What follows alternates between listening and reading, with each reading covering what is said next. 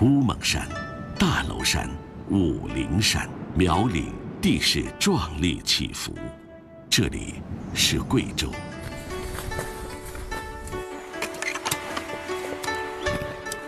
3月下旬，临近春分，大地迎来新一年的播种。对，用3口的方式口。辣椒种植专家于长水带着村民也开始了新品种播种试验。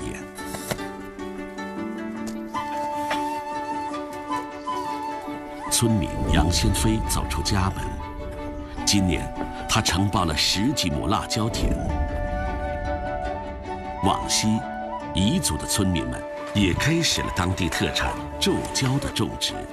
东南，黔东南的苗族、侗族椒农也播下了当地特色辣椒的种子。整个贵州高原，在如期而至的春雨的滋润下，辣椒开始了一年新的生长。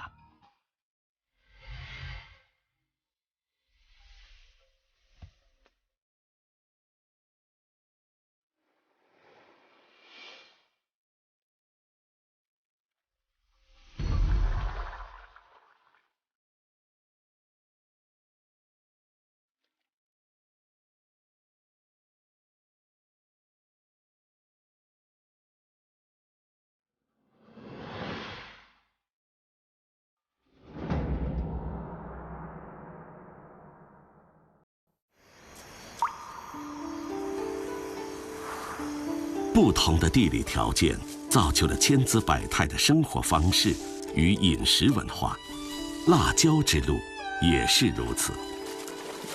辣椒，中国南方一些地方俗称海椒，一个海字暗含着它的来源之意。它本是原产美洲的植物，进入中国的路径之一是中国商人从东南亚经海路将其带回，登陆的省份是浙江与广东。因为叶绿果红，所以在传入之初，它是被当作观赏植物与药物。根据记载，辣椒转化为食材第一次尝试可能发生在贵州，这一切与盐相关。贵州自古缺盐，为了弥补盐的不足，前人发明了很多代盐的方法，比如酸汤。而辣椒的进入以辣代盐，几乎成了很自然的选择。清康熙年间，土苗用以代盐，这一次相逢，开启了中国人与食物的一场火热碰撞。5月，飞越大地，红黄紫白绿，正待成熟的各色辣椒竞相生长。珠形、锥形、指形、线形、草莓形，各型辣椒千姿百态。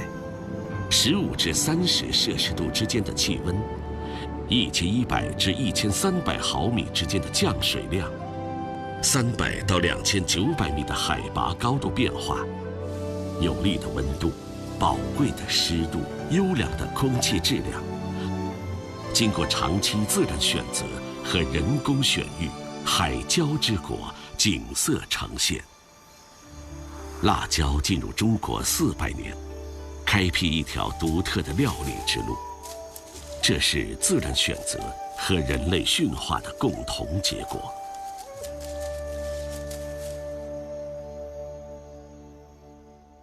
在世界的中餐食谱上，有道著名的美食，这道菜漂洋过海到达美国，这就是宫保鸡丁。美国人称为 Kung Pao Chicken， 认为这是道美国的中国菜，而山东人将其归为鲁菜，四川人定其为川菜。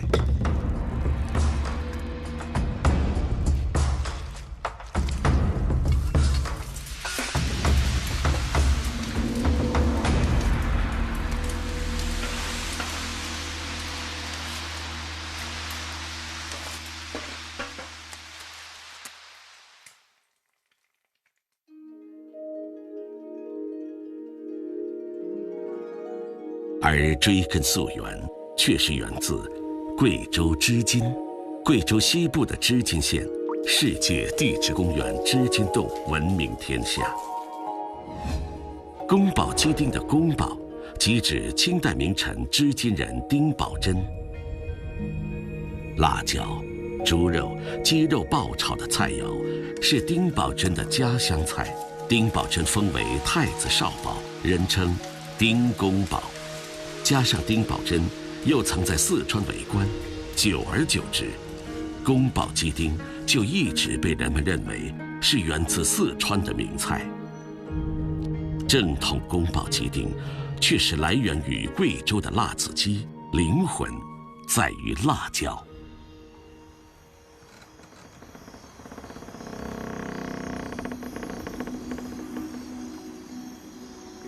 修文龙场，新却大如王阳明的悟道处。青山绿水，钟灵毓秀。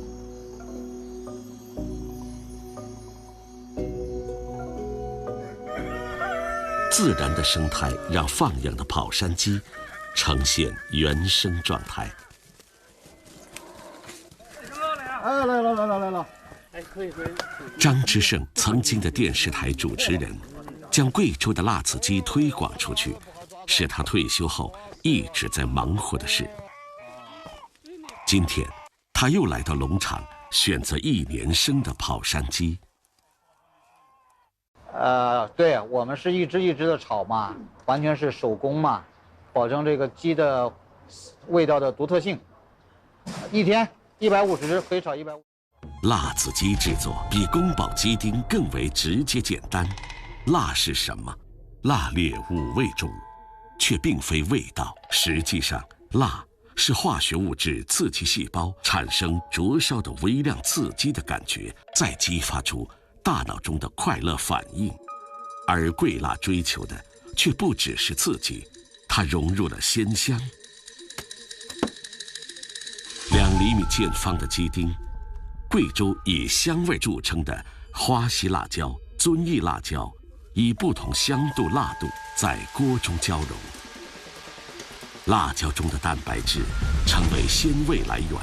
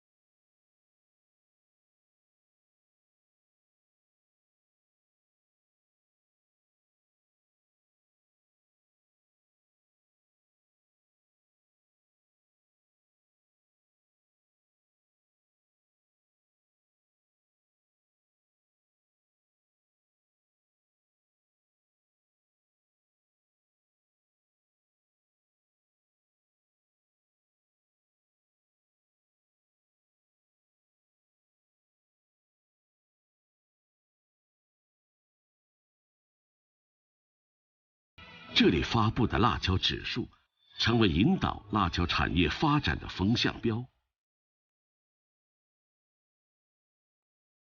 胡广芬，一个辣椒酱的生产者，一早就在交易场所进行选择。开胃。4号。1、2、3、4。新鲜的辣椒进入工厂中开始加工，各种新鲜干制的辣椒与酱料源源不断地生产出来。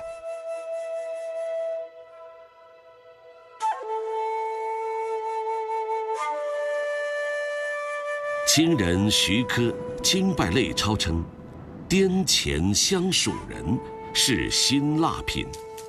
辣是贵州美食的图腾，生活在高原上的人们把辣椒的特质发挥到极致。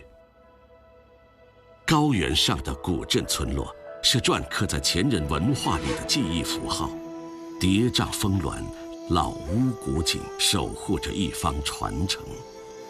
青岩古镇通衢要地，周家家几代世居于此，祖传的厨艺一直在其手中传承。我们家等于是在我们青岩古镇的话，已经有8代人做这个餐饮的历史了。清代滇黔两省以状元及第而夺魁天下第一人赵宜炯，自幼在青岩生长。光绪12年进京赶考，因贵州人出门离不开辣椒，其母为赵宜炯带了一坛亲自烹制的佐餐法宝。这坛神奇的酱料助他状元及第，这就是前人厨中的重要家常——鸡辣椒。收成的新鲜辣椒为周家家提供展现的机会。辣椒捣成糍粑状，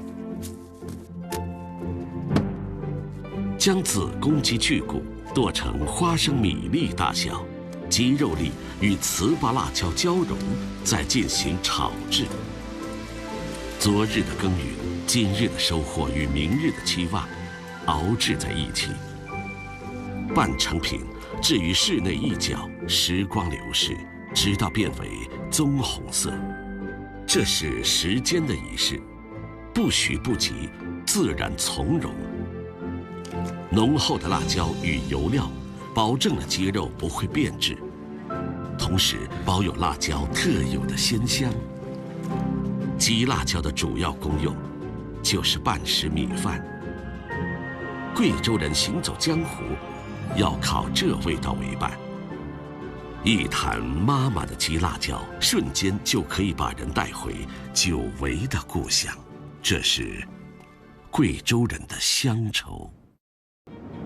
如果将辛辣指数地图和中国地图进行比较，就会发现，重辣区和年平均接受太阳辐射热量低于110千卡的地区基本重合，还与年日照时数在1800小时以内，冬季1月份相对湿度在70%以上，平均气温4到8度的地区重合。于是，为应对冷湿、日照少、雾气大的天气，钱与辣相遇，辣椒素让身体血液加速，汗腺张开，热感上升。长此以往，辣椒便成为在高原人们的必须，最终变成生活一部分。吃法也被细分。大约7000年前，华夏先民收获了第一粒稻种；大约4500年前，第一粒小麦种子落地中国，从此也奠定了南米北面的饮食格局。这格局在餐桌上也进一步细化为南粉北面。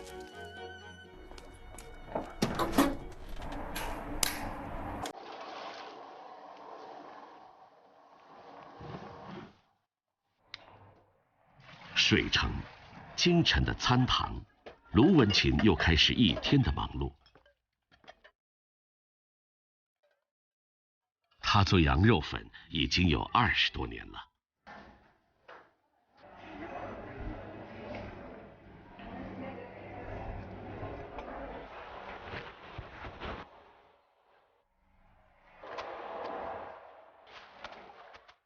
同样的时间，在遵义虾子镇，另一位羊肉粉的制作者苟朝军也开始自己的操作。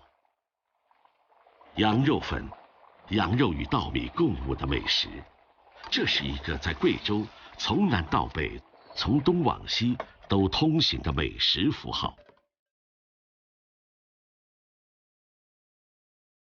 羊是在高原放养的黑山羊，乌蒙大草原天然优势，生态化羊肉，肥而不腻，瘦而不柴。粉有各种粗细选择，雪白光滑，弹性十足。汤药专门熬制，加入专门的调料包，获得口感和滋味的平衡。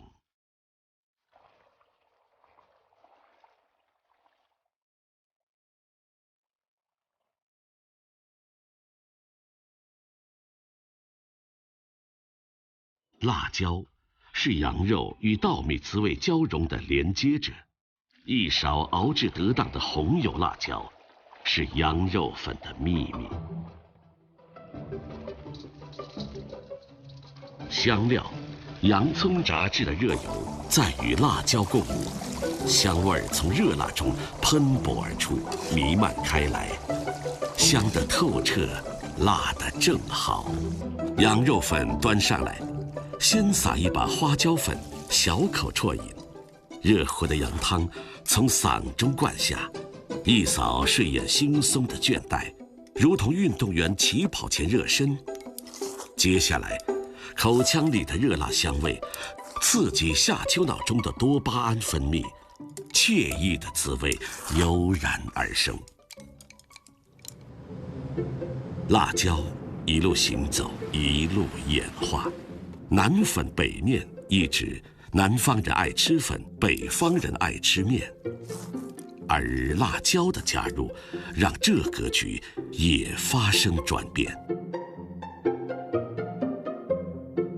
贵阳，黄鑫本是一个金融业的从业者，20多年前他选择辞职，为了一碗面。我祖上一直是有传承的。我的母亲做过，我的外公做过，我外公的父亲做。最早创始人是我外公的父亲。面不是讲过。每天早上，黄鑫的门店门庭若市，热气弥漫。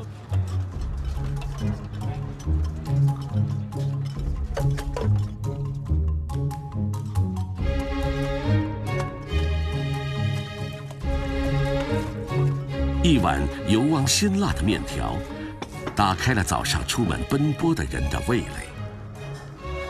这，就是长旺面，贵阳市民生活密不可分的特色小吃。肠即猪大肠，旺，则是猪血，加上面条，三者相合，相得益彰。血嫩，面脆，汤鲜，辣香，色香味三绝。长旺谐音长旺，寓意吉祥。香料包的制作与辣椒熬制的红油是成败的关键。红油的加工方式也和别人不一样，我们选用贵州地区的就是花旗辣椒和增益辣椒配比以后来熬制的。就是说，花旗辣椒它芳香，然后呢，增益辣椒它辛辣，两种综合一下，这种辣椒就会体现出辣而不猛的味道。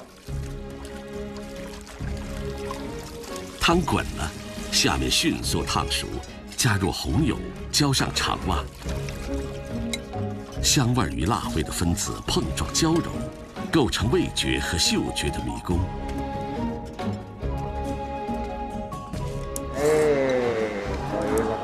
好像哈，长面有100多年历史了。看着孩子吃得满头大汗，黄鑫知道这味道已成为了孩子的美好食物记忆，不经意中弥漫着细碎的温暖。辣椒的滋味在高原上一路飞奔。六盘水，这曾是中国3线建设的重镇。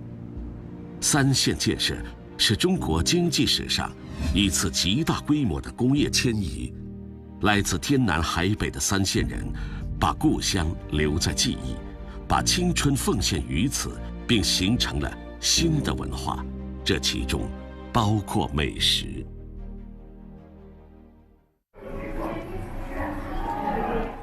所以今天也有大型的接待哈。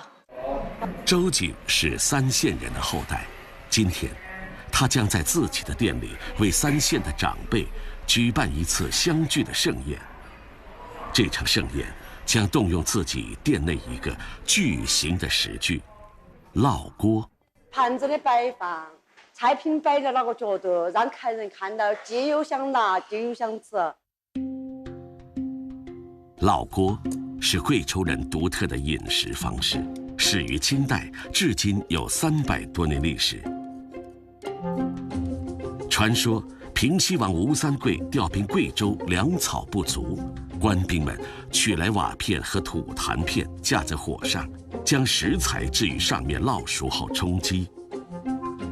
一个行军造饭的无奈之举，创出今天独到的美味。王增荣一直坚持手工打造砂锅的非遗传承人。技艺是祖先们的智慧沉淀，绝不能让它失传。烙锅使用的砂锅是专门制成，经过筛土、和泥、捏坯、成型、上釉、晾晒、窑烧、冷却，一只砂锅由此制成。砂锅是陶的一种，陶的发明是人类社会发展史上划时代的标志。陶器出现后，人类能更从容烹饪，甚至将烹饪的过程移向餐桌。这种食用方式或许粗放，却恰好能让我们隐约看见人类从生食到熟食的印记。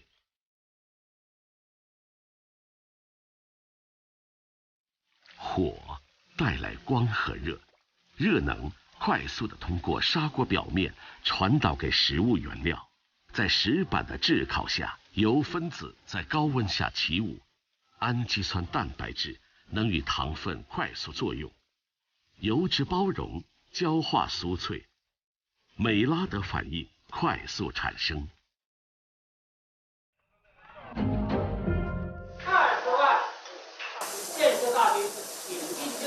作为我们老山县的一名代表，我觉得内心非常的自豪和高兴。盛宴开始，辣椒登场。不同的烙锅制作者各有不同的秘制调料手段。花生、花椒与辣椒混合，在传统的冲臼里接受实际的冲击摩擦，辣椒中的香味物质溢出。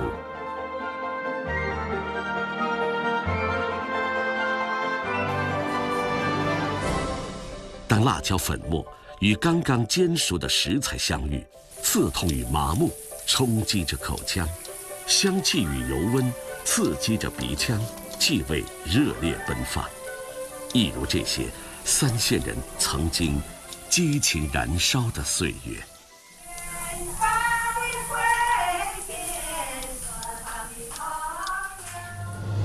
从远古到今天，时光更迭，人群聚散，风味交融，造就多彩的饮食风貌。